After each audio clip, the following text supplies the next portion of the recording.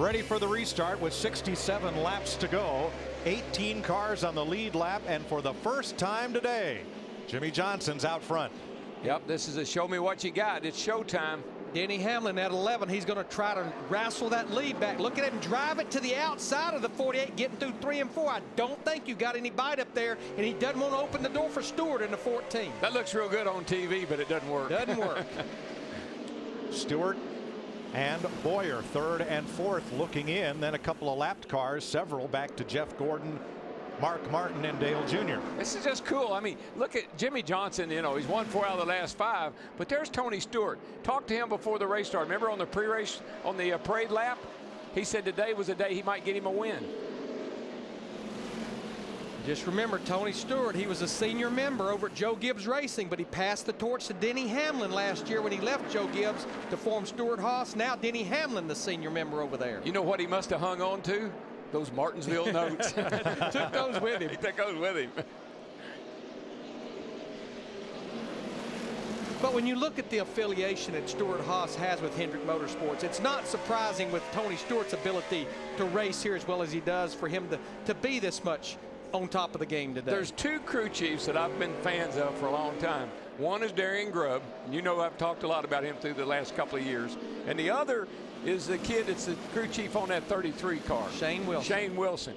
I think they're 2 really diamonds in the rough down there. They're definitely in the right situation. They are to shine. Mark Martin get a little impatient in the middle of that pack. He and Dale Jr. stuck behind some lapped cars. Beginning to bring out the bumpers here. Yep, it's time to go. There's Shane Wilson right there, Clint Boyer's crew chief. 62 laps to go.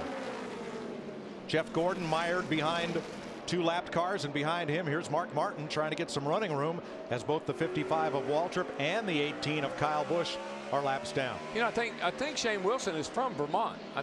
I'm surprised. He's from New England. Yeah, exactly. Up to New England. So I'm surprised that Dr. Dirt down there hadn't told us more about him. Boy, it's a 4-car runaway because the other lead lap cars just can't bust out of traffic. And those guys that are lap down, they're racing for a position just like the guys that are racing to try to get up front. Yeah, the 98 of Menard, that bright yellow car, has been racing Bobby Labonte all day for position a lap down. And here comes Gordon and Mark Martin in the 5 and Junior in the 88 trying to push through. Well, the thing about Menard in the 98 and Kyle Busch in the 18, they're actually 2 laps down right now. So I'm sure that's one of the reasons Mark Martin in the 5 is getting a little bit impatient with those guys. That's right. Reed Sorensen there, the 43, and Bobby Labonte, the 96, are 1 lap down. But you know, that's, if you look at the 18 car, the guy that's behind you, Mark behind you, says either go on or get out of the way. I mean, that's what they want you to do. What's that old line? Lead, follow, or get out of the way. Now that's a battle for 11th right there. Kevin Harvick in the 29, Marcos Ambrose in the 47. Remember, it wasn't that long ago Marcos was on pit road. Those guys was trying to add brake fluid to help his brake situation. He took 2 tires on the last pit stop, moved him up 5 positions in the running order.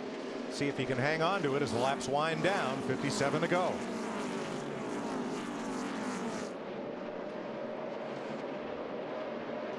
Battle between teammates. Mark Martin in the 5. We're riding with Dale Earnhardt Jr. in the 88. They're running 6th and 7th right now. Uh-oh, that won't work. 2 outside there, just 1 outside the 98. Good job. Not 3 wide. That might have worked if that wasn't your teammate, but being your teammate, that won't work. There you go. Now, I think probably, if I know Mark, he will probably cut Dale Jr. some slack here when Dale Jr., if he gets another run on him like that. There you go, man. One good corner here. You'll get that 5 or just 24. Mark Martin is one of the guys that understands the principle. If he caught you, he probably caught you for a reason. He's a lot faster, and you start racing side by side, it's going to draw a lot of other cars up to your rear bumper. Well, when you're running on a little tight track like this, it just one little slip, one little mistake, and you can get in trouble. You don't want to put yourself in that position. Spin, turn 3, and it's Almirola. There's a caution. Believe there was contact involved. Jeff Hammond, who are your picks for today's AT&T fastest and most valuable pit crew? Well, Mike, I tell you, it's been a lot of great battles off of pit road today, but right there toward the end, the Jimmy Johnson crew, led by Chad Knaus, have really done a great job of getting their leader. I mean, their guy up to the lead. Denny Hamlin, they've been holding serve a lot today, kept him up there at the front when it counted, but I'm also very impressed with Tony Stewart, what Darian Grubb has been able to do with this young group. Good today. Again, we got our top three cars are the guys that I've picked so far as this afternoon is concerned here at Martinsville for our AT&T fastest pit crew of the race. You can cast your vote from your AT&T phone. Text your vote for the fastest, most valuable pit crew of the year. That car number, text it to 2258 from your AT&T phone. Eric Almirola brings out the 10th caution of the day. Michael Waltrip will get the free pass.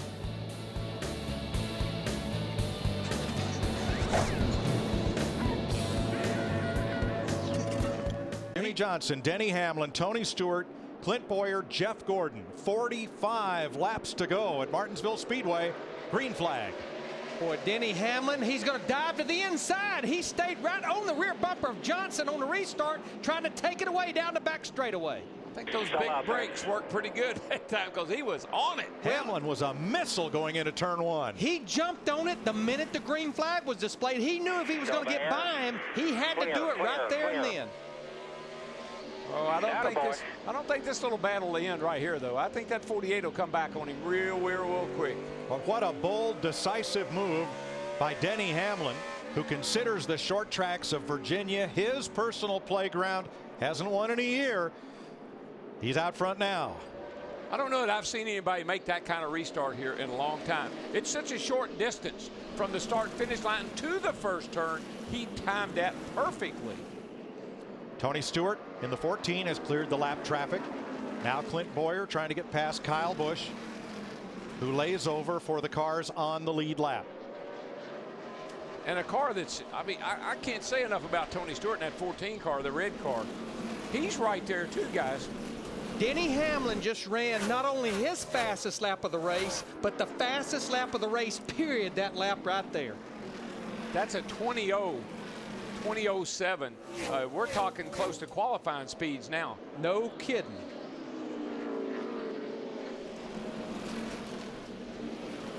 Hamlin told us last week, I think at this stage in my career, I should have more in the win column than I do. We've let some get away. We've had some stolen from us. I'm tired of that.